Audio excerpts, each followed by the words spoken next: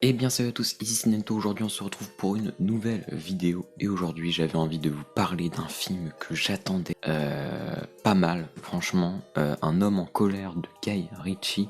Donc Guy Ritchie, moi c'est un réalisateur que j'aime bien, même si voilà, pour moi c'est pas le plus grand réalisateur.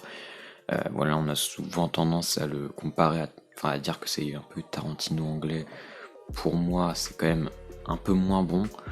Mais c'est vrai que l'année dernière, enfin plutôt en 2019, ah mais non c'était l'année dernière, je suis con. Mais en 2020 il avait fait le film The Gentleman et c'était vraiment le film que j'avais préféré cette année-là, même si cette année-là il n'y avait pas non plus, je trouve, énormément de grands films. Voilà, et c'était vraiment mon film préféré de l'année 2020, The Gentleman. Et du coup, j'attendais un petit peu Un homme en colère, même si, voilà, en voyant la bande-annonce, d'ailleurs, je me souviens même plus vraiment de la bande-annonce. Enfin, je m'attendais à un film d'action comme ça, pas forcément incroyable. Mais voilà, The Gentleman, ça m'avait vraiment fasciné par le scénario que j'avais trouvé vraiment extrêmement bien écrit, les personnages, le jeu d'acteur, tout. Enfin, vraiment, c'était un film parfait, je trouve, limite. Donc là, Un homme en colère, je vous le dis, est un petit peu en dessous pour moi, même si ça reste encore une fois un très bon Guy Ritchie. Ici, on est vraiment dans un pur film d'action. C'est un remake du film français Le Convoyeur voilà, de Nicolas Boukrieff, donc sorti en 2004. Je n'ai pas vu Le Convoyeur de Nicolas Boukrieff, qui est d'ailleurs un film, il me semble, avec Albert Dupontel et peut-être même, je crois qu'il y a aussi Jean Dujardin. Je suis pas sûr, mais je crois. Je n'ai pas vu, et d'ailleurs il faudrait que je vois parce qu'en plus c'est Dupontel et j'adore cet acteur et aussi Dujardin, mais donc j'essaierai de voir prochainement. Mais du coup voilà, peut-être qu'il y a des trucs où je vais dire que c'est assez original, mais en fait ça aura déjà été dans le film original. Donc voilà, donc désolé parce que du coup je vais peut-être vanter un peu plus ses mérites à ce film qui n'en mérite.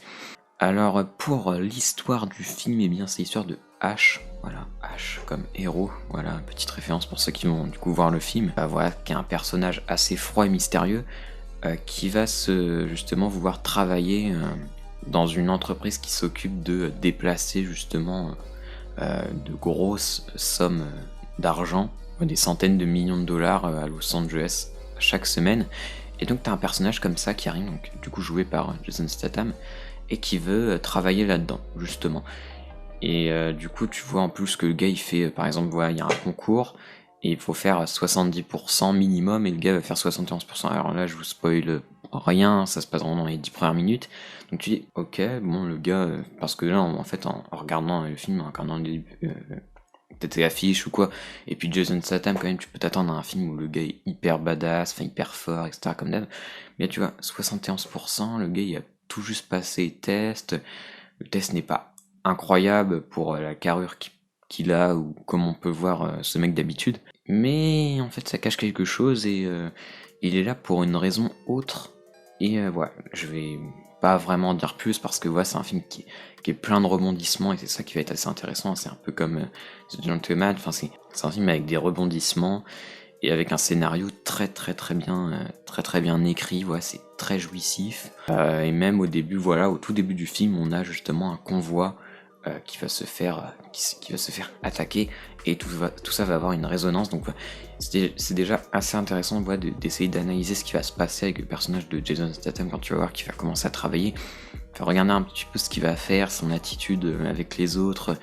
Je pense que c'est aussi intéressant peut-être de revoir le film une deuxième fois, même si je pense pas que Ritchie ait mis énormément d'éléments surprenants, comme je sais pas, par exemple Shutter Island de Scorsese, je pense pas que ce soit non plus aussi poussé.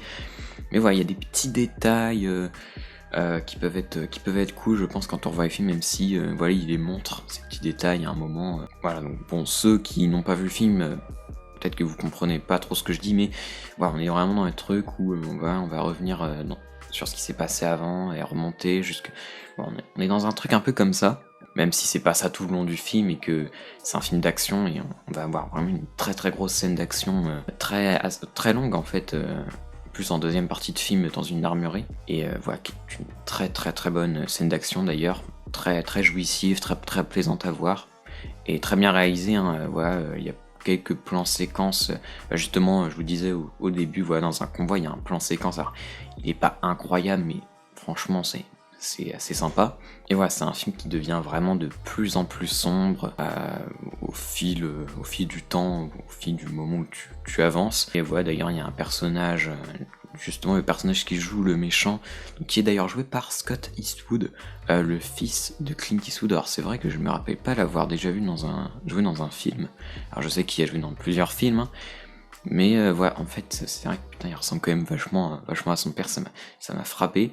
Et, ce qui est quand même assez logique, finalement. Et il y a d'ailleurs aussi Post Malone, le rappeur, justement, voilà, bon, qui n'a pas un immense rôle, hein, mais voilà, c'est pas vraiment étonnant. Donc voilà, donc du coup, je vous ai dit pas mal de points assez positifs, donc tous les rebondissements voilà, qu'il peut y avoir qui sont hyper jouissif, hyper cool. Le film en plus c'est un montage très dynamique en fait. Mais et puis aussi je vous ai pas parlé de la BO. Bon, il y a un thème dans la BO qui revient très souvent, ce qui peut être un peu dommage, mais je trouve que ça donne vraiment une ambiance au film.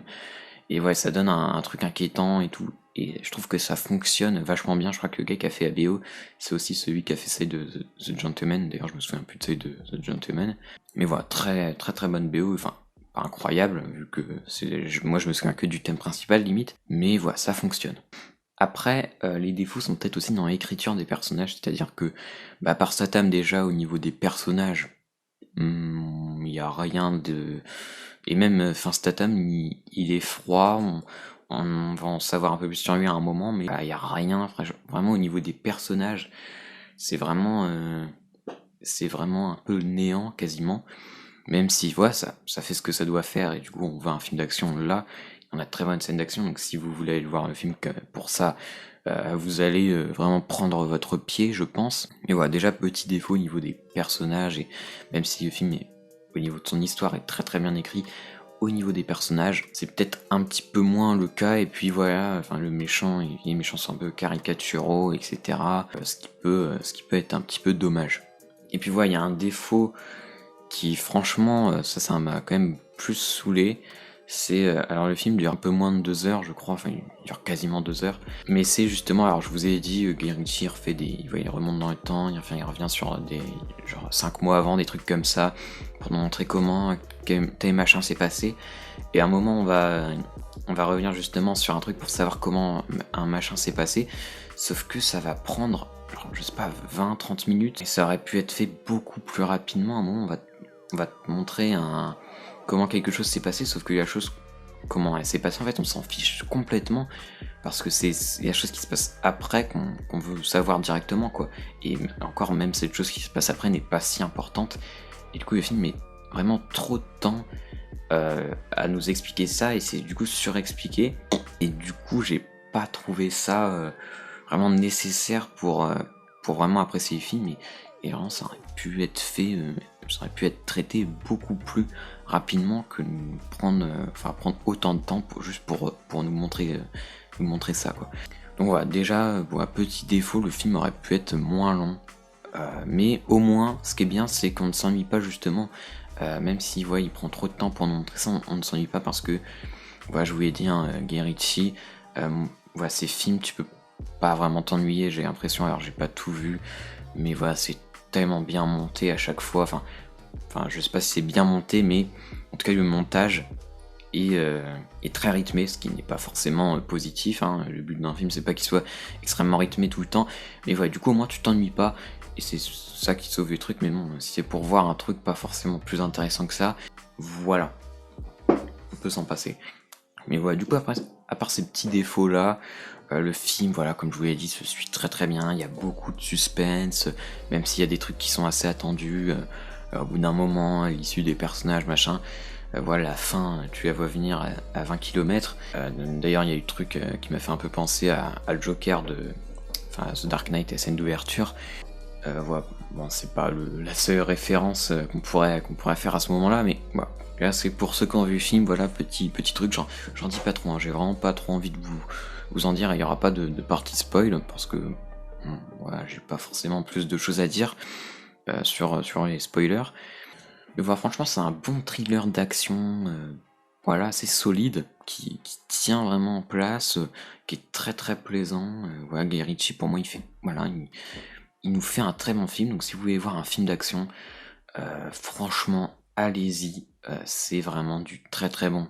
Guy Ritchie, voilà, comme je vous l'ai dit, c'est pas son meilleur. Voilà, si vous n'avez pas vu The Gentleman, j'irais plutôt vous dire d'aller voir celui-ci, si vous deviez faire un choix, mais voyez les deux, hein. De toute façon, c'est deux films totalement différents. Là, on est vraiment dans de l'action pure, et les scènes d'action, franchement, sont très très bonnes. Donc du coup, voilà, j'espère que vous avez aimé cette petite critique d'un homme en colère. Et voilà, n'hésitez pas à me dire ce que vous en avez pensé dans les commentaires. Et moi, je vous dis salut.